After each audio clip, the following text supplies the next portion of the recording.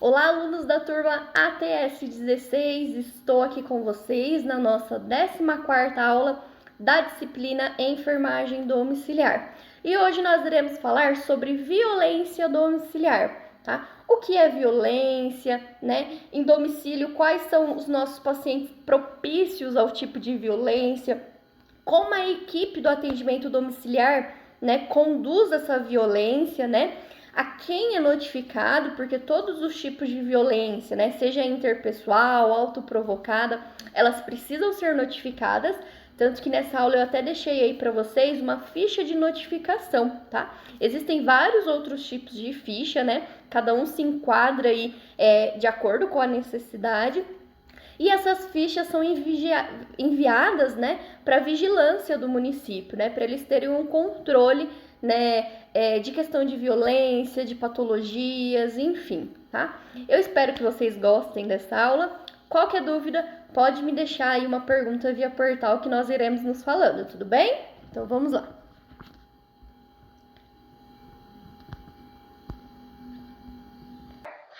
A violência e os maus tratos podem ser definidos como ato único ou repetido ou ainda ausência de ação apropriada que cause dano, sofrimento e angústia e que ocorram dentro ou fora de um relacionamento de confiança. Então, essa violência, né, domiciliar, ela pode ser por um membro da família ou até mesmo por um desconhecido, tá bom? Então, isso não é padrão, essa definição de violência domiciliar acontecer apenas por um membro ou um cuidador da família, tá? Dada a magnitude e o crescimento de seus eventos, ocasionalmente um grande número de vítimas com sequelas orgânicas e emocionais, a Organização Pan-Americana de Saúde considerou que a questão de violência adquiriu um caráter endêmico e se converteu com um problema de saúde pública. Então, hoje em dia, a violência em geral, seja ela social, né, propriamente doméstica, né, a violência urbana, no caso também, né, ela se tornou um problema de saúde pública, tá?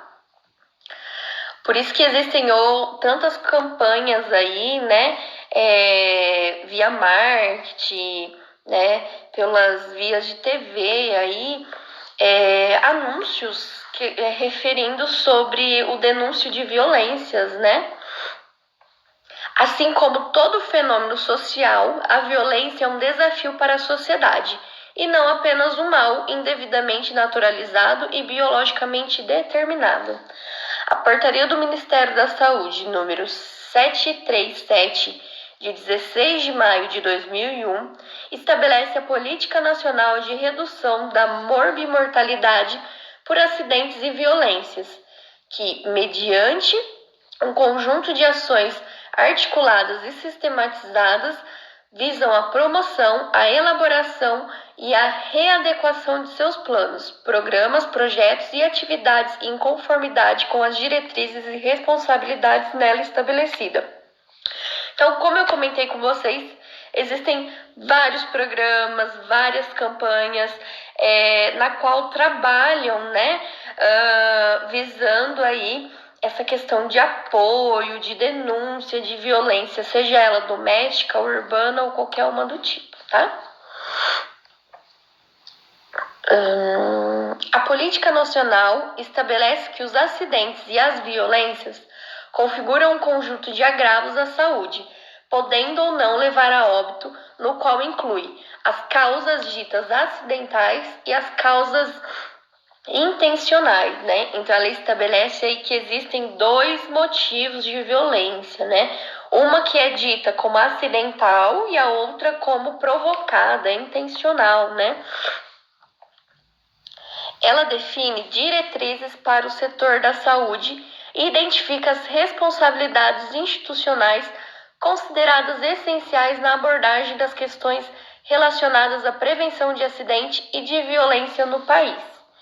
Neste sentido, as equipes que compõem a saúde de atenção domiciliar, o serviço de atenção domiciliar, têm o papel de Além de cuidar dos pacientes no domicílio, ajudar a fazer a gestão de seus cuidados e realizar a articulação dos pontos de atenção, de modo a aplicar a resolutividade e a integralidade do cuidado.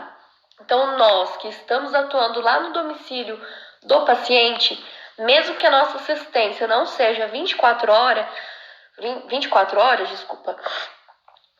nós precisamos saber reconhecer alguns sinais, né, de violência.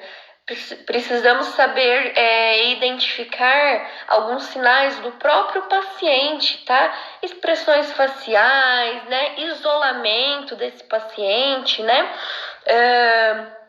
Quadros depressivos, né? Por algum motivo de violência domiciliar. Tudo isso, nós que estamos ali com aquele paciente, precisamos saber identificar, tá bom? Os profissionais de saúde devem estar atentos para identificar violência e maus tratos contra a pessoa que necessita de atenção domiciliar, para efetivar ações de prevenção, promoção e acolhimento, né? Então, se eu identifico que um paciente lá em atenção domiciliar está com uma fratura, uma lesão, uma escoriação, né? Um hematoma que seja na pele, né? No corpo, eu preciso estar identificando o motivo e levar isso para minha equipe de serviço de atendimento domiciliar com pontinho de interrogação. Será que não foi uma violência domiciliar? Lembrando que nós, quanto profissionais de saúde, né? Quando unicamente eu, estou atuando na casa desse paciente, eu não posso ficar questionando a família, foi você, ou até mesmo, né, expondo o familiar, foi você que maltratou o paciente, né, você bateu no paciente. Não, jamais, a gente não deve julgar, tá bom? A gente deve levantar a circunstância, investigar, né, a circunstância e levar para a equipe de serviço de atendimento domiciliar, tá bom? Para que ambos, esse conjunto aí, decida a melhor maneira para prosseguir o caso, ok?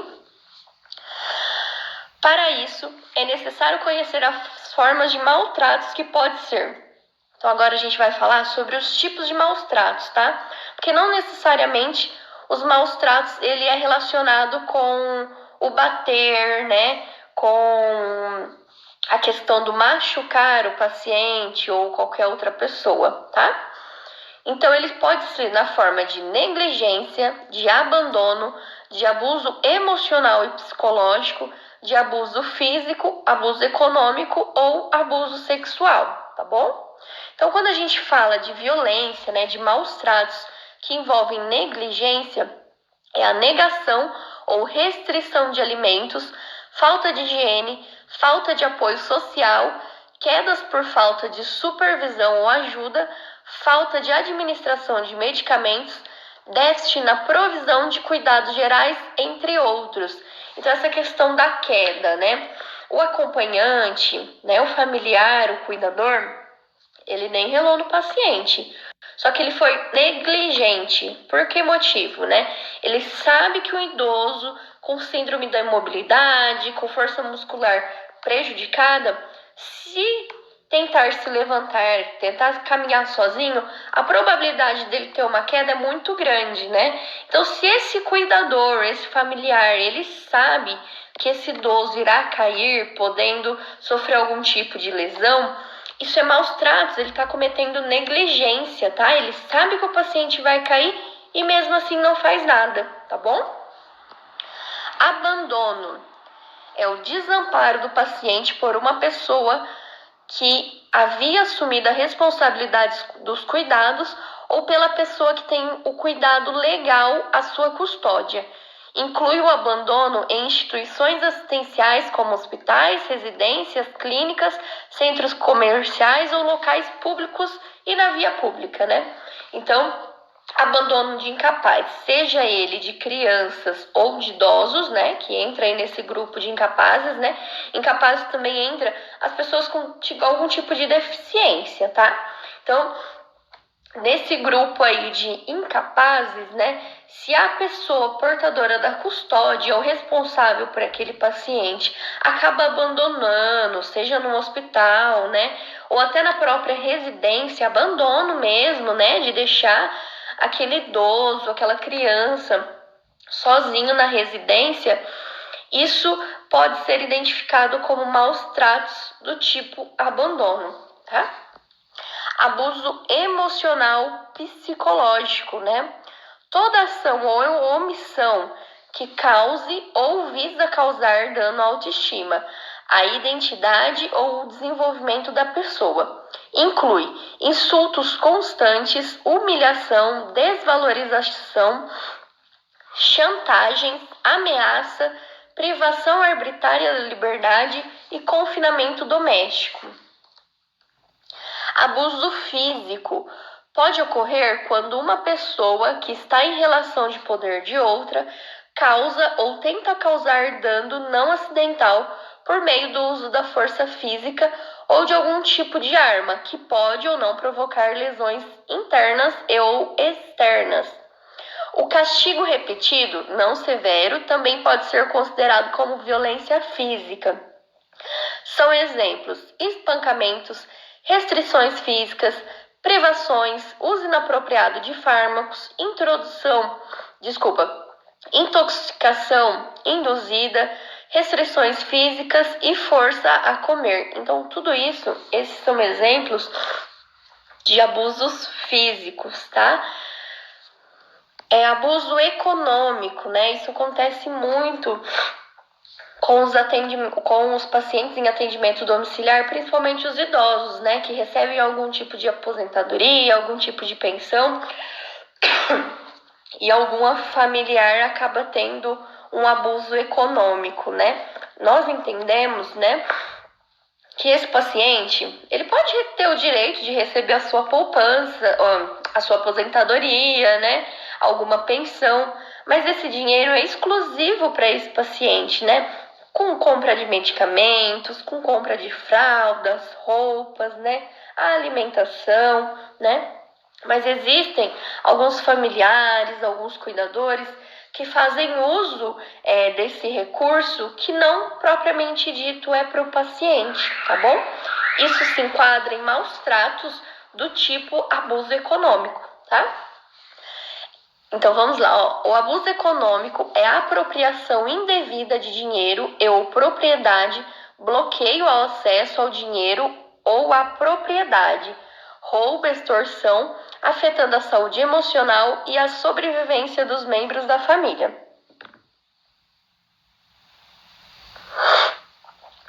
Abuso sexual.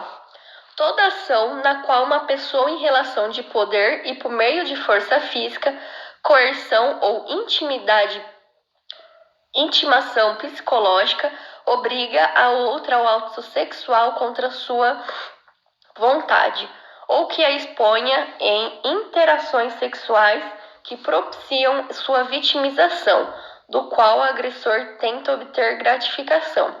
A violência sexual ocorre em uma variedade de situações como estupro, sexo forçado no casamento, abuso sexual infantil, abuso incestuoso e assédio sexual.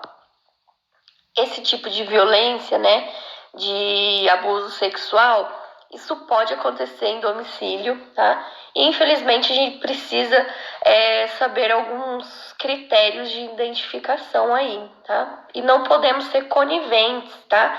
Se por um acaso nós, quanto profissionais de saúde, estamos suspeitando de algo, nós precisamos compartilhar isso com a equipe de serviço de atendimento domiciliar, ok?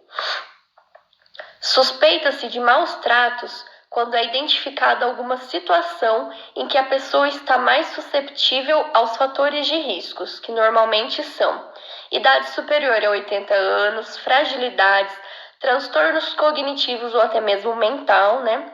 Convivência com o causador de maus tratos, antecedentes de maus tratos em qualquer etapa do ciclo da vida, maior grau de dependência.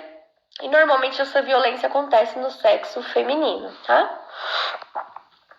Fatores relacionados ao cuidador. Excessiva dependência da pessoa ao cuidador, antecedentes de condutas violentas ou comportamentais antissocial, drogatização, parentesco. Na maioria das vezes, os agressores são os próprios familiares, né? Então, muitas vezes, né, essa violência, esses maus tratos é causado ao paciente pelos próprios familiares, né, pelo cuidador próximo aí desse paciente, tá? Fatores sociofamiliares. Estresse do cuidador pode ser considerado o desencadeador da situação de maus tratos ou violência e não necessariamente um fator de risco. A gente vê aí na mídia, né, as babás violentando fisicamente bebês, né, idosos, né, forçando eles a executarem algum tipo de tarefa, seja alimentar ou dormir ou pararem de se agitar, enfim. Na mídia aí existem vários relatos, né, que mostram esses tipos de violência. E muitas vezes está relacionado com fatores sociofamiliares, né, sociocultural também, né. Então, que vai envolver aí o estresse de quem está cuidando, né, a falta de paciência, a falta de saber lidar com esse paciente, tudo isso envolve para que se resulte, né, em alguns casos, a violência domiciliar, tá? A equipe de atendimento domiciliar sensibilizada e apropriada dos conceitos devem utilizar todas as oportunidades de contato com a família e com o indivíduo para identificar sinais e sintomas que sugerem maus tratos e violência. Então, como eu falei para vocês, mesmo que nós não estejamos atuando 24 horas com esse paciente, nós precisamos saber identificar alguns sinais, tá bom? Seja fisicamente, né, um hematoma, ou seja, a expressão do paciente, né, o desapego desse paciente, o isolamento, né, enfim, N motivos aí, circunstâncias que a gente consegue identificar, tá? Devemos identificar lesões não explicadas em diferentes estágios de evolução. Então, exemplo, estou lá, eu inicio meu plantão 6 horas da manhã, né? A enfermagem fica lá 12 horas por dia na residência desse paciente. Então, hoje o paciente apresentou um hematoma. Amanhã passo meu plantão, acabo meu plantão às 18 horas. A partir daí, a familiar, um cuidador específico que continua aí esse atendimento, né? Amanhã eu retorno às 6 horas da manhã, vou dar um banho no meu paciente, eu identifico que ele está com outro hematoma e com uma escoriação, né? Então, isso, né? Essas lesões não explicadas são sugestivas de violência domiciliar, tá bom? E tudo isso, como eu falei para vocês, nós, quanto profissionais, a gente não deve julgar, né, apontar, afirmar que foi uma violência domiciliar por algum parente, por algum familiar. Nós, quanto profissionais, devemos comunicar o serviço de atendimento domiciliar, tá? Porque a equipe que irá investigar, né, junto com vocês, né, o médico até que vai na residência, investigar esses possíveis maus tratos, tá bom? Abandono de pacientes dependentes em recursos inadequados, demora em identificar lesão e solicitar cuidado em saúde, disparidade de relatos de pessoa enferma e do cuidador, explicações vagas ou pouco plausíveis de ambas as partes, visitas frequentes às urgências por exacerbação de doenças crônicas, mesmo diante de uma assistência médica adequada e de seus recursos apropriados. Então, vou dar um outro exemplo aí. Meu paciente precisa de oxigenoterapia, né? Sem essa oxigenoterapia, o paciente tem uma queda de saturação e um desconforto respiratório. E se ele fica muito tempo nesses parâmetros, ele pode até ter uma parada cardiorrespiratória. Então, vamos dar um exemplo que esse acompanhante ele saiba disso, né, que o paciente necessita de oxigenoterapia, e mesmo assim não fornece essa oxigenoterapia para o paciente, né? O familiar, ele sabe que precisa, que o paciente precisa, necessita e não fornece. Esse paciente tem uma piora do quadro clínico e todas as vezes vai parar numa urgência emergência. Todas as vezes numa urgência emergência. Isso acaba sendo aquela questão de negligência, tá? Então, esses fatores, essas indas e vindas ao pronto atendimento por causas que deveriam ser evitadas, como a administração de uma oxigenoterapia, isso a gente precisa estar identificando também, tá? A identificação dos fatores de risco para violência ou maus tratos permite que a equipe de atendimento domiciliar procure confiar ou excluir a suspeita.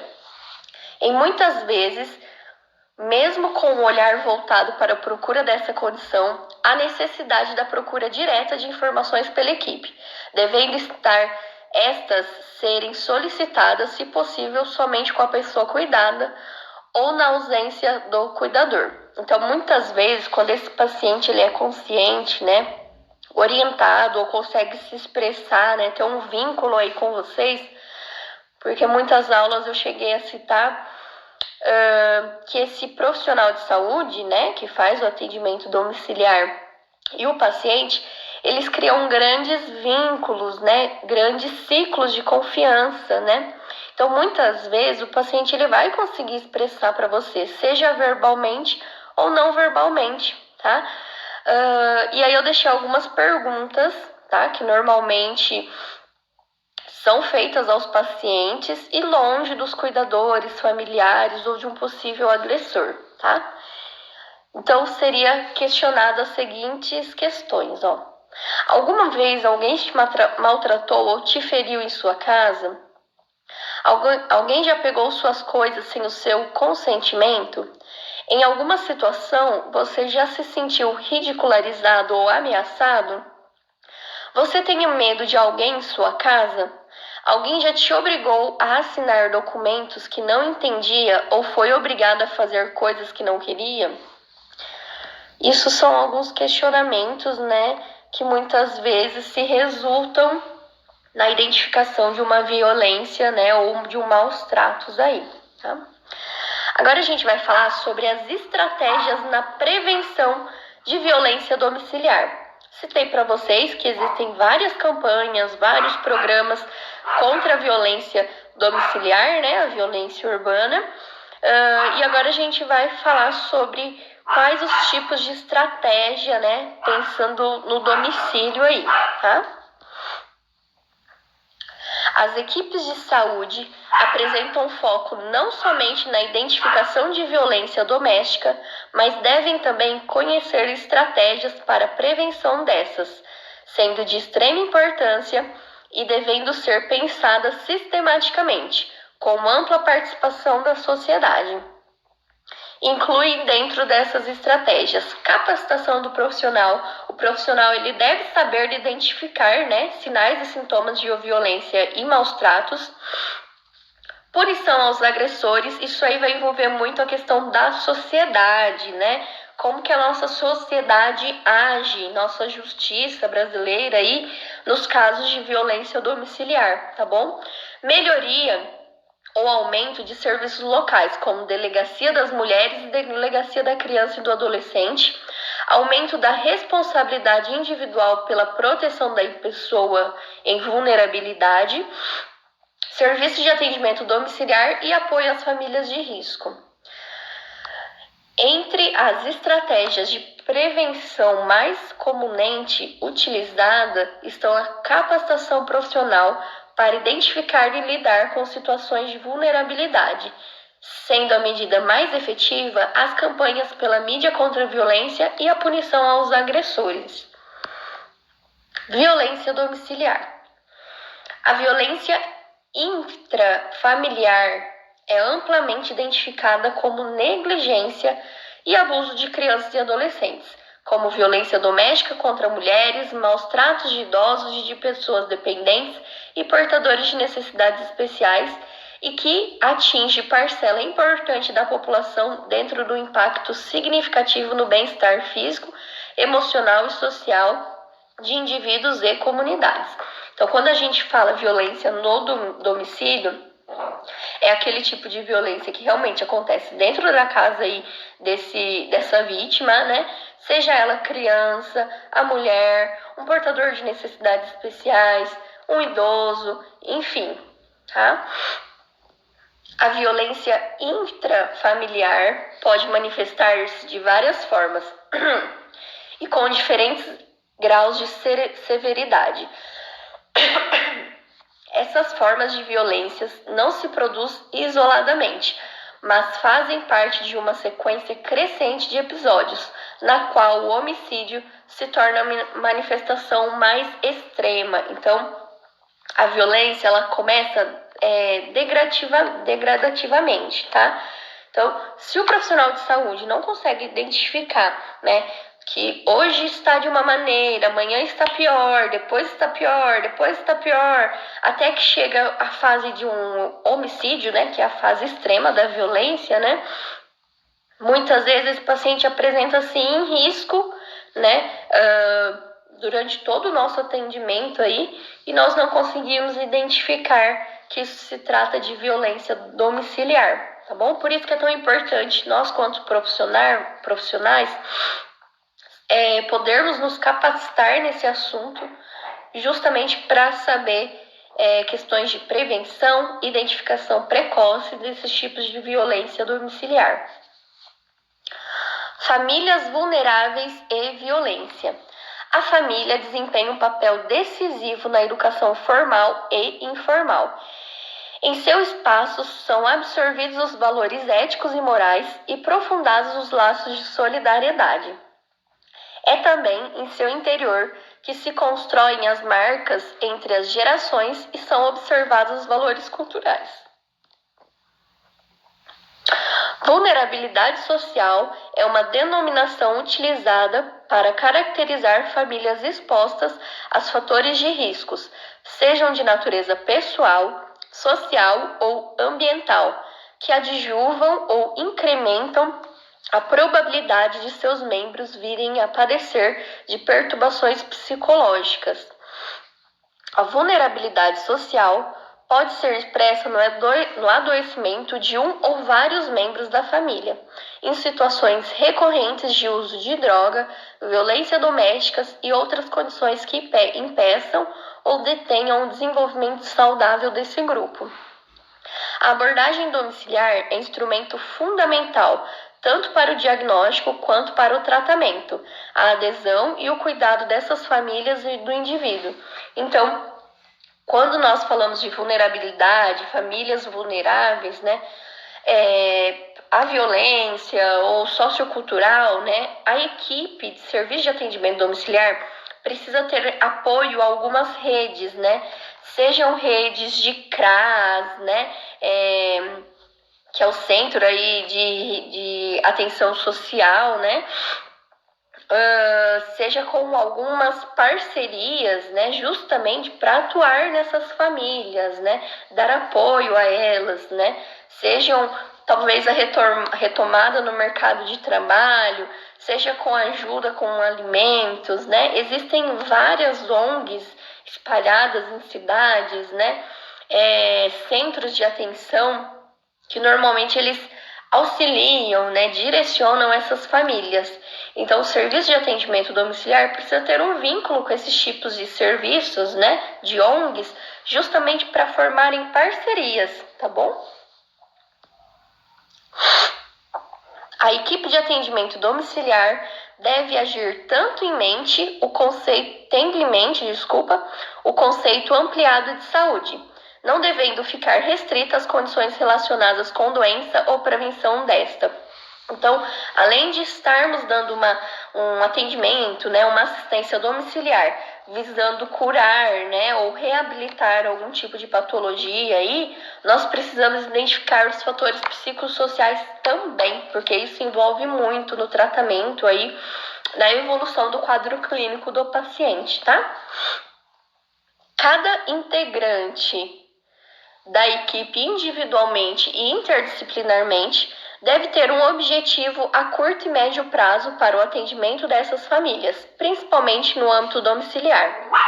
Então, com esse plano de cuidado realizado pela equipe, de serviço de atendimento domiciliar, é estabelecido quantas vezes a enfermagem irá prestar assistência, quantas vezes o psicólogo irá até a residência, se necessário, um serviço social. Tudo isso envolve no plano terapêutico desse paciente em atendimento domiciliar. Violência urbana. Em locais de alto índice de violência urbana, é necessário que o atendimento domiciliar esteja atento para. Então, quando a equipe de atendimento domiciliar vai prestar uma assistência ao paciente, em que na região dele ali acontece muita violência domiciliar, é preciso que essa equipe esteja identificada, como atendimento domiciliar. Porque imagine vocês, nós chegamos em um bairro, que seja violento, em uma periferia, um estranho chegando nessa micro-sociedade, que eles se formam sem identificação. Então, provavelmente, os famosos chefes de gangues, eles se reprirão contra a equipe. Então, por isso que é necessário a identificação, Normalmente, existem comitês de bairro, enfim. E é necessário, antes de começar a prestar um atendimento a esse paciente domiciliar, identificar que a equipe estará atuando naquele bairro, na casa tal, em determinados dias, para que não ocorra nenhuma intercorrência, tá bom? Então, a equipe de atendimento domiciliar deve estar atenta para garantir o reconhecimento dos profissionais das equipes de atendimento domiciliar pela população local. Então, a população precisa saber que vocês são do atendimento domiciliar, Os profissionais das equipes devem estar identificados com uniformes e crachás, indicando que são profissionais da saúde. Os meios de transporte devem estar devidamente identificados, garantindo o reconhecimento da população como transporte de equipe de saúde.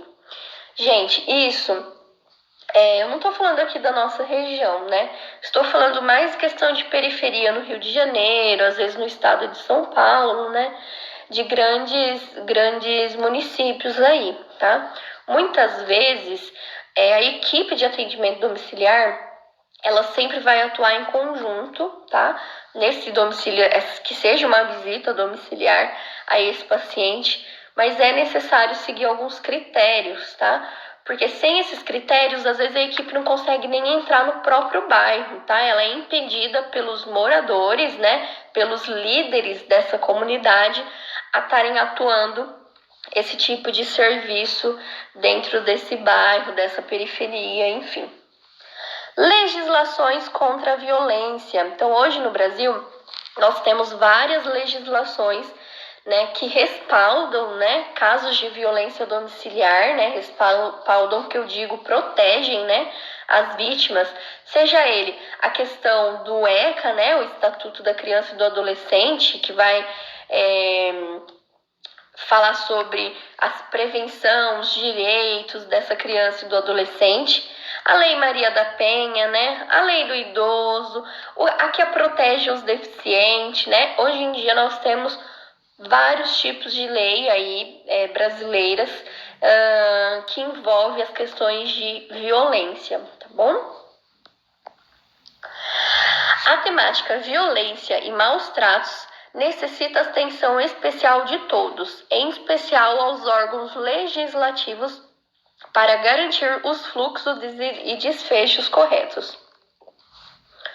O Brasil contempla legislações pertinentes para casos de violência contra crianças e adolescentes, mulheres, idosos e pessoas com deficiência.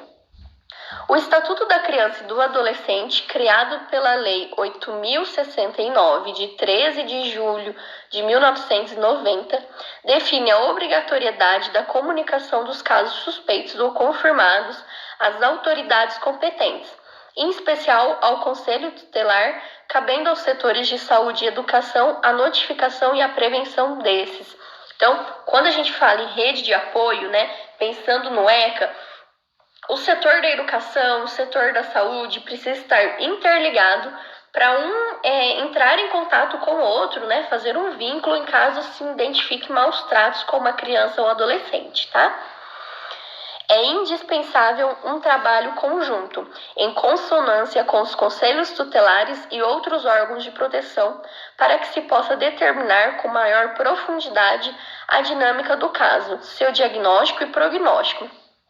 Qualquer tipo de discriminação ou de maus tratos para com a pessoa portador de necessidades especiais é crime previsto na Lei 7.853, de 24 de outubro de 1985, com pena de 1 a 4 anos de reclusão e multa. O monitoramento dos acidentes e violência contra a pessoa idosa está prescrito no artigo 19 do Estatuto do Idoso, que se refere à Lei 10.741, de 1º de outubro de 2003, que trata da obrigação da comunicação dos casos suspeitos ou confirmados de maus tratos contra idosos pelos profissionais de saúde a autoridades policiais, ao Ministério Público, à Vigilância Sanitária, aos conselhos municipais, estaduais e nacionais do idoso. Então, essa lei, ela dá respaldo ao profissional de saúde, né? Trata-se até um dever, né, desse profissional de saúde identificar e comunicar às autoridades sobre esses possíveis maus tratos ou até mesmo casos de violência ao idoso, tá? É fundamental que a equipe esteja atenta às manifestações clínicas de abuso físico, financeiro, sexual, de negligência e às manifestações gerais, relativas ao cuidador e ao responsável, bem como à pessoa idosa. A Lei Maria da Penha, de número 11.340, de 7 de agosto de 2006, configura a violência doméstica e familiar contra a mulher qualquer ação ou omissão baseada no gênero que lhe cause morte, lesão, sofrimento físico, sexual ou psicológico e dano moral ou patrimonial, tá? Aí só para finalizar esse tema, eu deixei aí uma frase, né?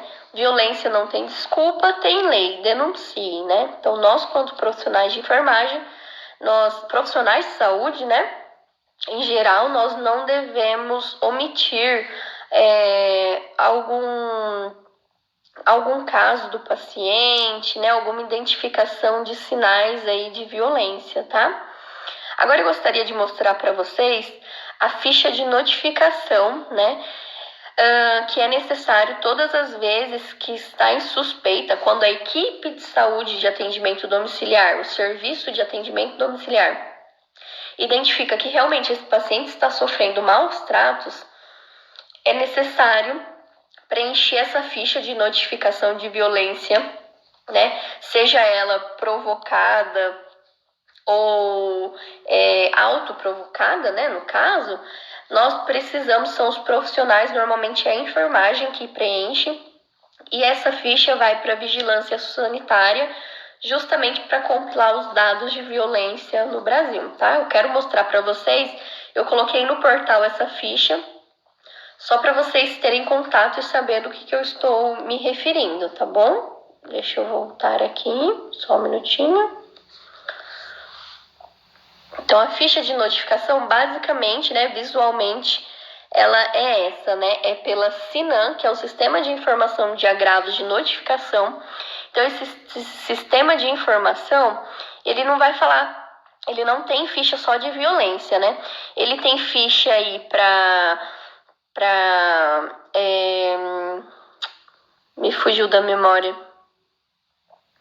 Do Covid, ele tem um próprio, né, que já foi implantado aí nessa pandemia, as notificações de dengue, né, casos suspeitos ou confirmados de dengue também precisam ser notificados, porque esses dados vão para a vigilância e a vigilância compila, né, quantos na região, no município houve casos, né, de sarampo, de acidentes com animais peçonhentos, né, existem vários tipos de ficha semelhantes a essa, só que com questões diferentes, na qual é necessário para estudos epidemiológicos, tá bom? Ou até mesmo intervenção, tá? Essa ficha é específica para violência interpessoal, né, de pessoa para uma outra pessoa, ou autoprovocada, tá bom? Elas são muito utilizadas em pronto atendimento, que devem ser preenchidas, como eu falei para vocês, normalmente elas são preenchidas inicialmente pela equipe de enfermagem, tá? E no domicílio, normalmente, se há um caso suspeito ou até confirmado, é o serviço de atendimento domiciliar que realiza esse preenchimento dessa notificação, tá? Basicamente, ela vai ter lá o nome desse paciente, né? O município em que o paciente reside, o município em que ocorreu essa violência, né? Onde foi essa violência, se foi na residência, se foi na rua, né? Vai pedir dados pessoais do paciente, como nome da mãe,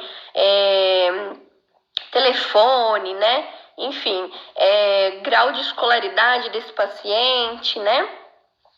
E vai questionar também as questões se foi autoprovocada ou se for por um agressor, né? Também tem algumas questões aí que ele fala se essa violência já existiu antes, né? Ou se foi a primeira vez, né? Que tipo de violência foi? Se foi violência física, psicológica, se foi tortura, se foi sexual, tem algumas opções aí, né? Se essa violência ela foi relacionada ao trabalho ou realmente se foi a um vínculo familiar, por exemplo, né? Se foi relacionado ao trabalho, nessa própria ficha, ela precisa estar descrita se foi aberto um CAT, tá? Se sim ou não e qual foi a procedência, tá? O data de encerramento. Aí tem um campo aqui de observações, né? Nessas observações adicionais, é necessário que o profissional preencha alguns sinais clínicos, né, identificados no paciente. Então, relatem lá mesmo, identificado em paciente, hematomas, escoriações, fraturas, enfim, tá? E bem no término aqui, tá o registro de quem preencheu essa ficha com o nome completo e a função, tá bom? Existem vários outros campos aqui que eles devem ser preenchidos, tá? Nenhum campo ele deve deixar em branco, né? Porque, como eu falei para vocês, essas são notificações que vão para a vigilância epidemiológica aí do nosso município, tá? Espero que vocês tenham gostado dessa aula. E aí, logo a gente volta aí com a nossa 15ª aula. Qualquer dúvida?